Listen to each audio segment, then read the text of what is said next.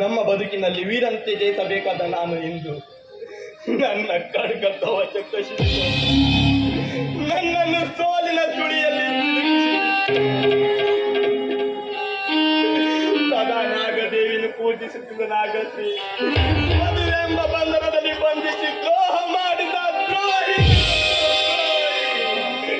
ನನ್ನ ಪಾಪಿ ಯಾರು ಇಲ್ಲ, ಯಾರು ಇಲ್ಲ. ನಾನು ಮಾಡಿದ ಪಾಪದ ಪ್ರಾಯಚಿತ್ತ ನಾಗದೇವಿಯಲ್ಲಿ ಕೇಳಿಕೊಂಡನಾದ್ರೆ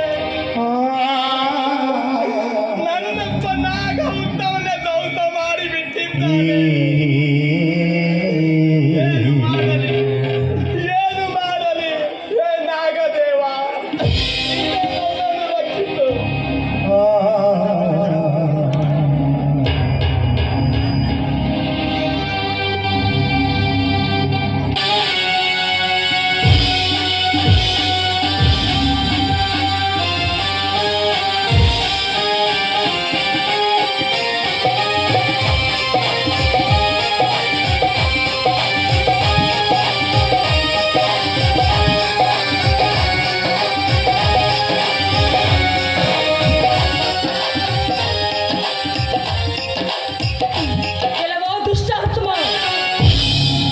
ನನ್ನ ಆರಾಧಕ್ಕೆ ಕರುಣ ಮಾಂಗಲ್ಯವನ್ನ ಹೊರಹಾಕಿ ಸಾವಿರಾರು ಸರ್ಪವನ್ನ ನಾಶ ಮಾಡಿದ ಕುಟುಂಬ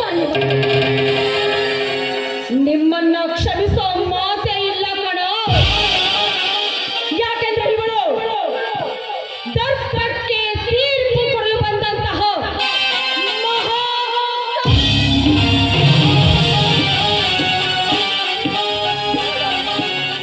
ದುಷ್ಟನ ಮಗನಾಗಿ ಹುಟ್ಟಿ ಸಿರಿ ಸಂಪತ್ತಿನ ಮಂದಿದಂತೆ ನಿನ್ನನ್ನು ಮದುವೆಯಾಗಿ ಮನೆಯಿಂದ ಹೊರಹಾಕಿ ನಿನ್ನ ಬದುಕನ್ನು ಸರ್ವನಾಶ ಮಾಡಿದ ರಾಕ್ಷಸ ನಾನು.